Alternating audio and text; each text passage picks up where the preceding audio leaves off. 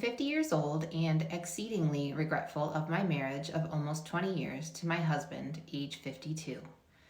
This is my second marriage, and I never ever should have gone through with the wedding. I berate myself daily for ignoring the many red flags from the start and then for staying for all these years. The shame I feel is extreme. Unfortunately, I am now financially stuck due to significant health issues.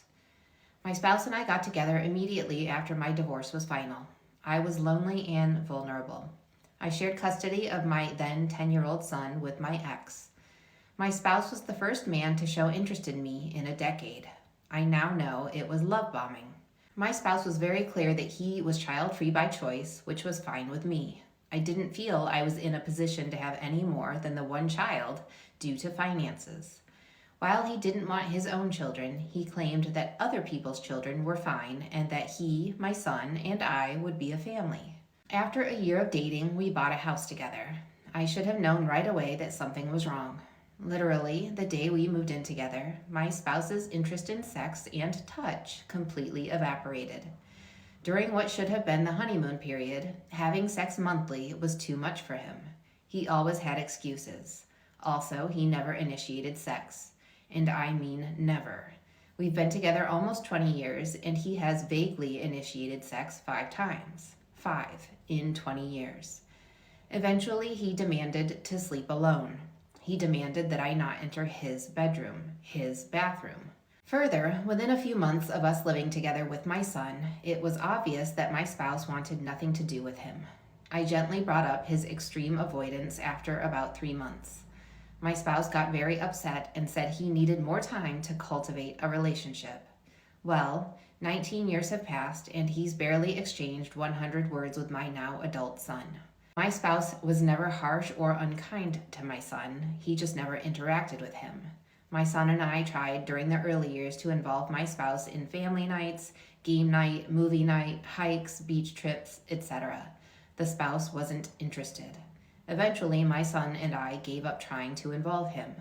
You can only hear no so many times before you absorb that the person is simply not interested.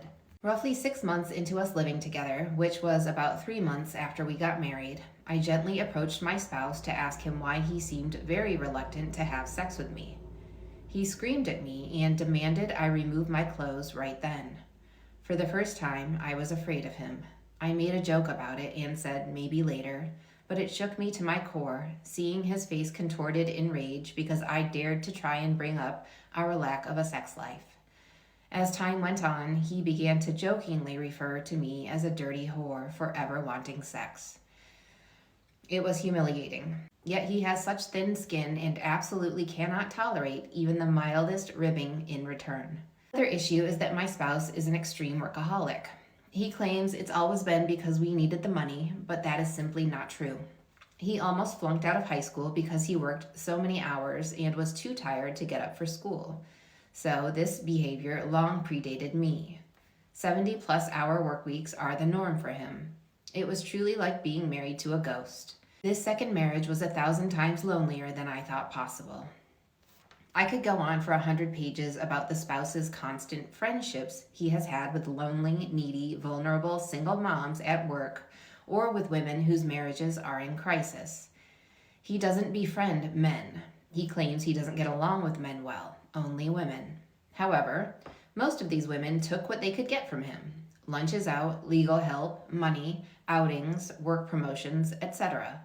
Eventually, these women would start dating someone, and my spouse would sulk as if he'd been broken up with.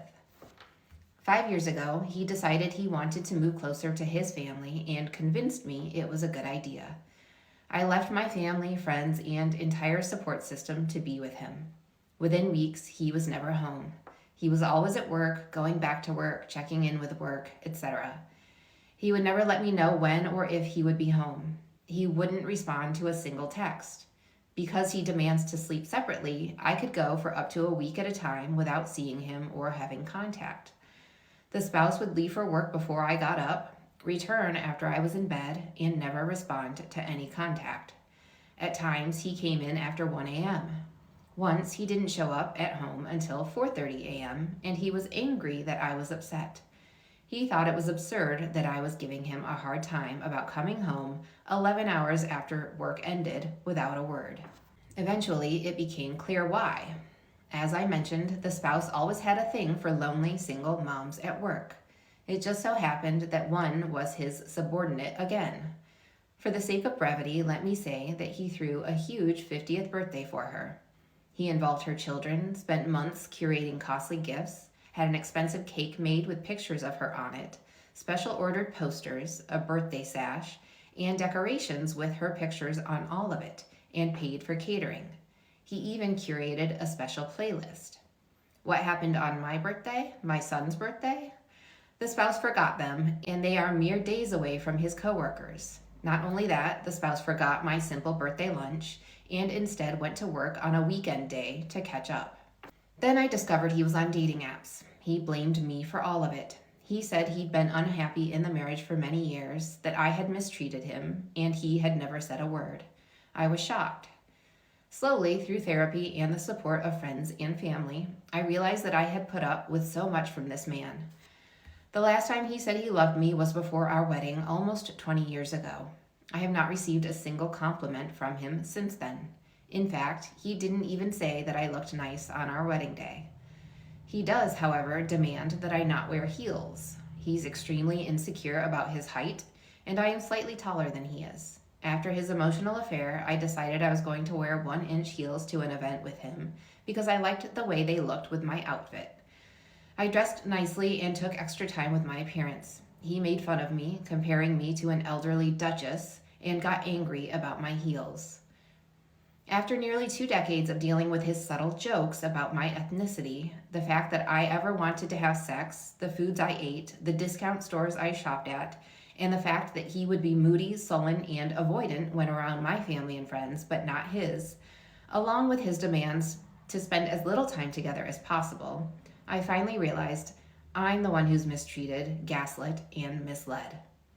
From the first year of our marriage, I thought something was terribly wrong with me, and if I just tried harder, he would like me. He never did. He never will. I wish I had never married him. To the woman who wrote this, you say you are now financially stuck due to significant health issues, but I really, really hope that you can find a way out of this because this is no way for you to live. And I don't know what your health issues are, but I wonder if you got away from this man, if your health issues might clear up, because the impact to your nervous system over these 20 years has got to be significant. And to anyone watching who might be in a similar situation, I want you to think about what it would cost you to leave now versus what it might cost you to leave, or the fact that you may not be able to leave if you wait longer, if you wait until you are in a position where you can't financially leave because you have health issues, and do everything you can to take your life back and put yourself back in control, because this is no way to live.